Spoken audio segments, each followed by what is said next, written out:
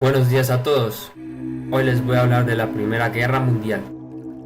La Primera Guerra Mundial fue un acontecimiento internacional que, iniciado en Europa en agosto de 1914, no solo llegó a convertirse en una guerra total, sino que trascendió el ámbito mundial cuando intervinieron en este conflicto naciones situadas en otros continentes. También es conocida como la Gran Guerra. Por primera vez en ocasión de la humanidad, una lucha armada incluía países muy alejados geográficamente. Además, su evolución y desenlace dejaron una secuela de cambios trascendentales que afectaron el mundo entero. ¿Y cómo se desarrolló esta guerra? ¿Cómo eran sus alianzas? Bueno, la formación de alianzas sería que durante el dominio de las eras coloniales esto provocó conflictos entre las potencias que se resolvían a través de acuerdos diplomáticos. A medida que crecían las necesidades de expansión de las grandes potencias industriales, se formó la Tríplice Alianza, una alianza entre Alemania, Austria, Hungría e Italia. Luego se apartó y se incluyó al Imperio Otomano. Por otra parte, Francia, Imperio Ruso y Gran Bretaña se unieron a la Triple Entente. La mayor parte de los Balcanes estaba dominada por los imperios turco y austrohúngaro. Los serbios querían independizarse tanto de los turcos como de los austriacos. Ellos piden ayuda a Rusia, y Rusia a su vez estaba interesada en expandirse hacia Occidente. Entonces, ¿qué fue el casus belli de la guerra, el incidente de la guerra? Fue cuando Francisco Fernando, el heredero al trono de Austria-Hungría, y su esposa fueron asesinados por un estudiante nacionalista serbio.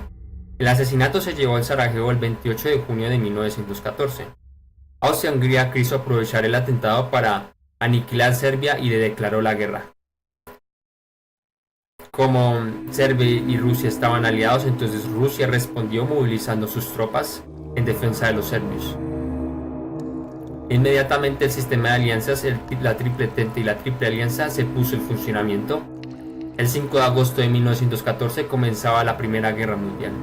No solamente estaba el problema de Serbia con su independencia, sino que también habían otros problemas.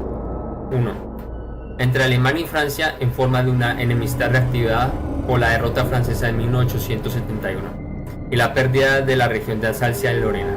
Entre Alemania e Inglaterra, competencia en el terreno de la industria, política colonial y rearme marítimo. 3. Entre Austria-Hungría y Rusia por el dominio de los Balcanes. Entonces, ¿cómo se fueron desarrollando los frentes del conflicto? Alemania tenía un plan que se llamaba el Plan Schlieffen. El Plan Schlieffen sirvió para rodear el poderoso sistema francés de fortificaciones.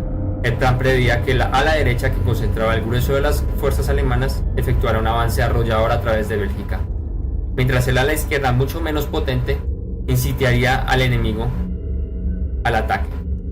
Sin embargo, este plan fracasó. Los frentes llegaron a estabilizarse y las trincheras se extendieron desde la frontera suiza hasta el Canal de la Mancha.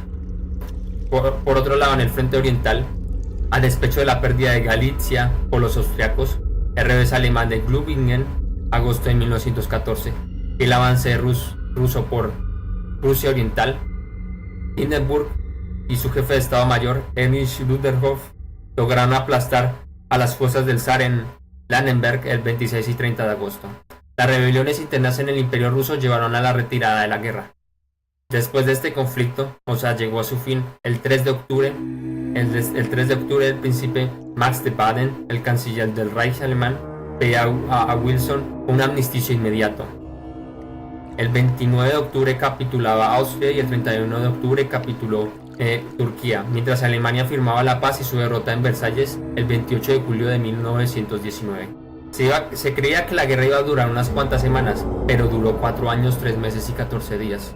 Fueron muchas las personas que participaron en esta guerra. Por ejemplo, Alemania contaba con casi 2 millones de hombres en pie de guerra aproximadamente, Austria con 160.000 hombres, Rusia con 2 millones de soldados. Inglaterra no contaba con un ejército grande terrestre, pero sí contaba con un gran poder naval, porque su poder terrestre estaba en sus colonias. En cuanto a la guerra marítima, a comienzos de la guerra, el grueso de la flota británica, la Gran Flota, contaba con 20 acorazados y numerosos cruceros y destructores. Estaba ubicada en la base Scapa Flow, situada en las Islas Oriadas, mientras que la segunda flota protegía el Canal de la Mancha. La flota de ultramar alemana estaba compuesta por 3 acorazados y tenía sus bases en los puertos alemanes del Mar del Norte, es decir, la marina inglesa era mayor a la alemana. La acción más destacable en 1915 fue el bloqueo submarino impuesto por Alemania a Gran Bretaña. A tener Alemania submarinos tenía una ventaja sobre Gran Bretaña. El enfrentamiento más importante naval fue la Guerra de Jutlandia, liberada el 31 de mayo y el 1 de junio de 1916 entre la Gran Flota Británica y la Flota Ultramar Alemana, tras la cual Gran Bretaña pudo conservar su supremacía naval. No obstante, los alemanes consiguieron romper el bloqueo británico y reanudaron la guerra submarina sin restricciones en 1917. Persuadidos de que este sería el único método en el cual podían derrotar a Gran Bretaña, esta estrategia no condujo a la rendición de los británicos, sino motivó a los Estados Unidos que declarara la guerra a Alemania. Aquí ya entra Estados Unidos, en este caso.